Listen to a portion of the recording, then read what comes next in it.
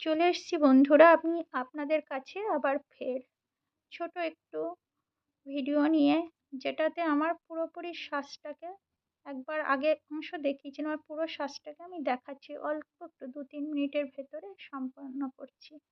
কিভাবে করছি দেখুন, আমার স্টাইলে আমি সাজছি।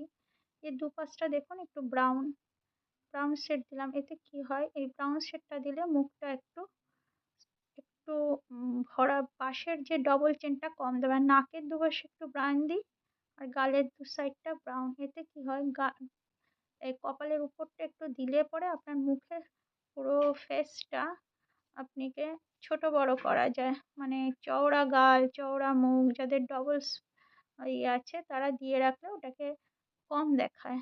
আর যে হাইলাইট করে যে অংশটা, সেই অংশটা হোয়াইট দেয়।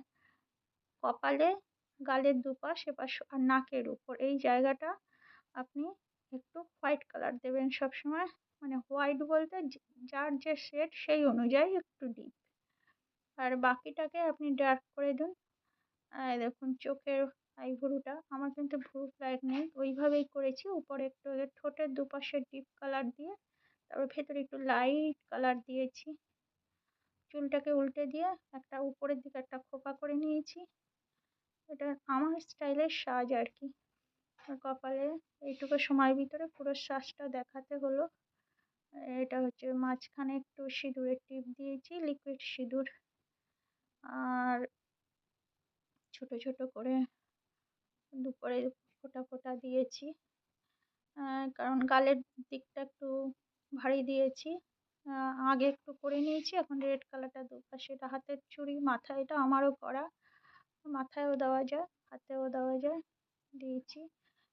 গলার হারগুলো আমারই তৈরি সব, ক্লে ওয়ার্ক, অক্সিডাইজ যত দেখছেন সব আমারই করা, আগের করা রয়েছে। এটা ক্লে ওয়ার্ক, কেমন লাগছে এটাও বলবেন। কানের দুল সেটাও করা, আমি কানের দুলগুলো খুঁজে পাইনি, না ক্লে ওয়ার্কের সব কানের দুলগুলো করতাম, কোথায় রেখেছি। এর পরের বার ক্লে ওয়ার্কের কানেরগুলো দেখাবো সব কটা এক একটা করে। গলার হার এটা সুতোর স্টিচ করা, পুরোটা ভালো করে দেখাতে পারলাম না। কেমন হয়েছে অবশ্যই বলবেন।